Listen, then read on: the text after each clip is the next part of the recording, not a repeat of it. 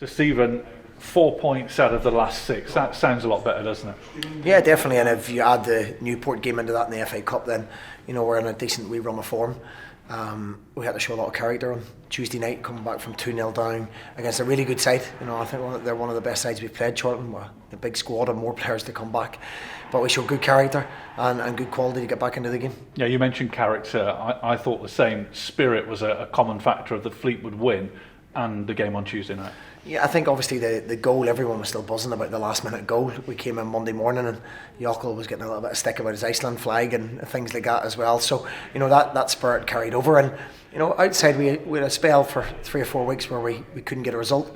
I think they have shown the character. If they go 1-0 down, they don't ever give up. They keep believing in what we're doing and they got their just rewards in the end. You said before they're a quiet bunch. Do you think that's changing? Slowly, very slowly. Naturally, they are a group of really quiet boys.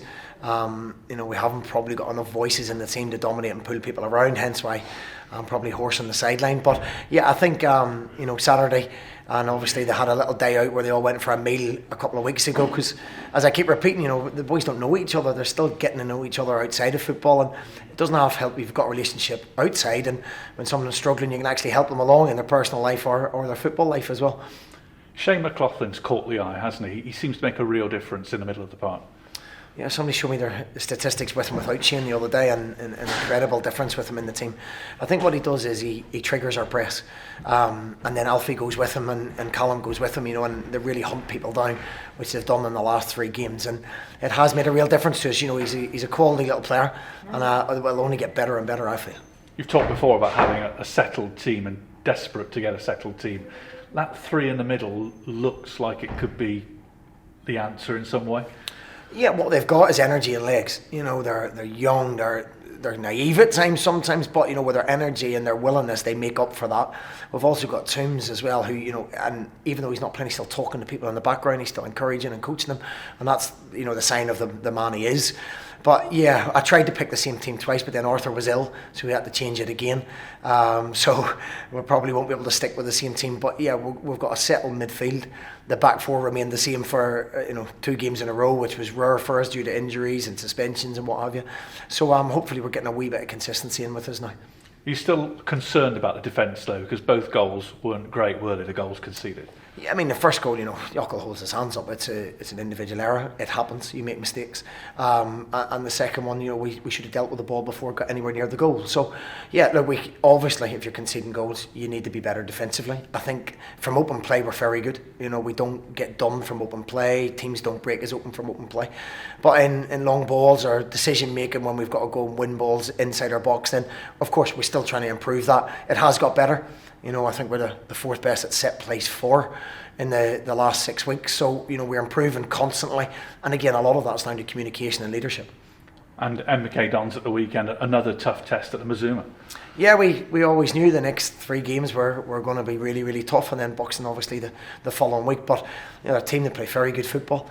They've got an identity and a style of play, and we have to go and match that. We'll be well prepared in it. They similar system to Charlton, so it's another where we have to be disciplined and organised behind the ball, and we'll allow them to have the ball in certain areas of the pitch that we don't feel will hurt us, and then we'll hit them on the break. That doesn't need to change just because it's a home game. We're better when we're compact, and the midfield are closer to the back 4, and there's no spaces in behind us, which we got done on in that period we lost games. So we know what we're good at. We know we can be better at every aspect of it, but we'll certainly be well versed in what needs to be done to win the game. I know you'll say you want to win every game, but Tuesday night showed the importance of a point, doesn't it? I think the importance of being undefeated, to get momentum. I've spoke about the word momentum, which we haven't been able to do from our team selection, and we haven't been able to do with our results. We've won 1, lost a couple, drew, and we've never got on a run. So, if we take the Carlisle game out of it, which again, it's not after the event, I've said it right from the start, we treat it as a reserve game. But if you put the Newport game into that, we're 3 unbeaten then, and we have to try and make it 4 on Saturday, and I'm confident we can. So what's the latest on the injury situation? You said Arthur Ganoa was ill. What's the latest on other injuries? Arthur's still ill, so he'll be obviously a big doubt again for Saturday. Aaron Wildig's still not quite right. John Obika trained fully for the first time today, so again it'll be probably a game too early for John. We get 60 minutes, and hopefully on Tuesday we get a lot of 60 minutes and 90 minutes for the boys that are coming back from injury against Preston in the reserves. But will be much of a muchness. Other than that, I think everybody's fit that was available Tuesday night. And with Cole Stockton on penalties on Tuesday night, who knows where his goal tally could end? Yeah, I'm not sure that was planned, if I'm being honest.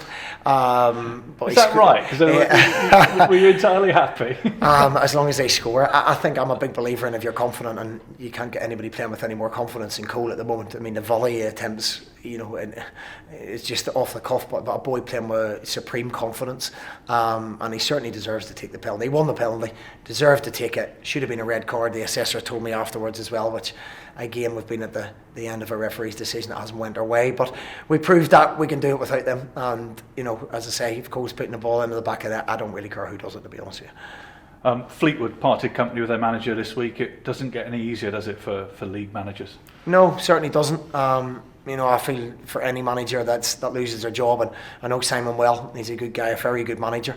Obviously, I don't know the reasons behind decisions there, but it's a tough job. We know that when we take it. I think Keith Curran's going to Oldham as well, and it's a ruthless business, and I think people that run football clubs, when they realise when they stick with people and have a period of sustained momentum and building process, then it takes time, and if you're not given time, then you'll continually chop and change. And I'm lucky enough, I believe we've got a board that knows where we are, knows where we need to get to, and how we need to get there, and it does take time. MazummaMobile.com